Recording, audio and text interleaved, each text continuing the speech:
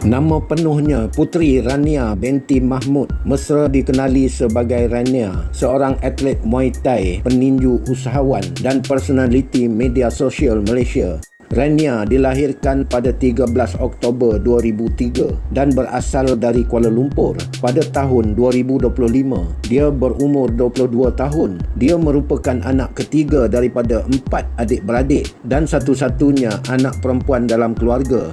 Rania berdarah kacukan Melayu dan Jordan. Bapanya Mahmud Omar berasal dari Jordan, manakala ibunya Rohaya Ishak berasal dari Kedah. Rania terdedah pada dunia Muay Thai apabila abang-abang dan adiknya aktif dalam sukan ini. Pada mulanya hanya sekadar menemani mereka berlatih, namun hari demi hari minatnya terhadap sukan ini semakin mendalam.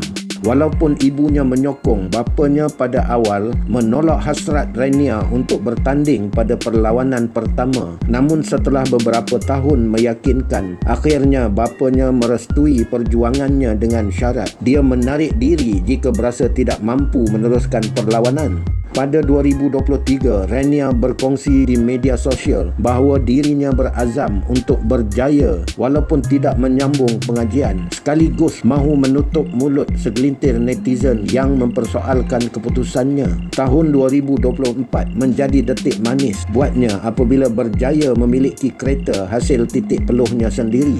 Selain Muay Thai, Rania turut melibatkan diri dalam bidang keusahawanan. Pada Mei 2023, dia melancarkan jenama pakaian wanita sendiri selepas berpengalaman membantu perniagaan abangnya sejak 2021. Namanya turut melonjak di Indonesia hasil personalitinya yang aktif di media sosial. Malah dia digosipkan dengan peninju dari Indonesia, Jaden Bahtera, gara-gara sering dilihat bersama di platform digital. Untuk rekod, Rania merupakan bekas pelajar Sekolah Menengah Kebangsaan Bandar Baru Ampang, Selangor, dan pada 2023 dia pernah mendedahkan di laman TikTok bahawa ketinggiannya adalah 160 cm.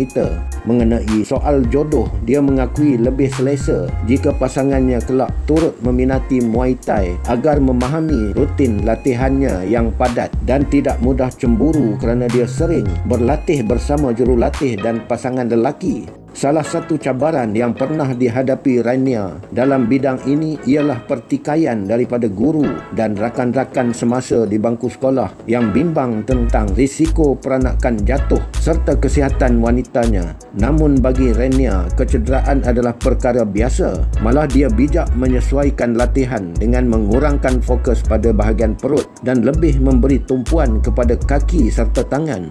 Rania bernaung di bawah kelab Jordan Top Team dan mencatat kejayaan manis apabila memenangi pingat emas Muay Thai kategori 54 kilo wanita di Sukma 2022 mewakili wilayah persekutuan.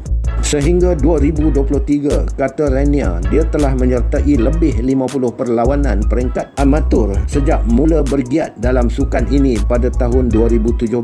Mengikut rekod laman sesawang R-Sports Malaysia Muay Thai Association, sehingga Ogos 2023, Rania telah bertanding dalam 21 perlawanan yang direkodkan dengan 16 kemenangan dan 3 kekalahan.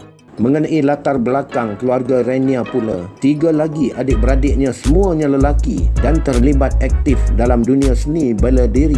Mereka ialah Nidal Muhammad dan putra Abdullah Muhammad merupakan atlet penuh aksi One Championship. Bapa Rania iaitu Mahmud, walaupun membesar di Jordan, telah pun menetap di Malaysia selama lebih 30 tahun sejak menjejakkan kaki ke sini pada 1989 untuk melanjutkan pelajaran di Universiti Islam Antarabangsa Selangor.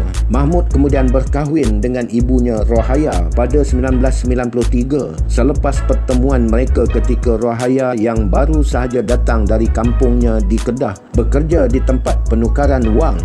Keluarga Rania juga dikenali sebagai Tim Jordan Boy, yang mana mereka mengendalikan perniagaan dinamakan JTT Store Mai yang menjual pakaian dan menyediakan kelas Muay Thai.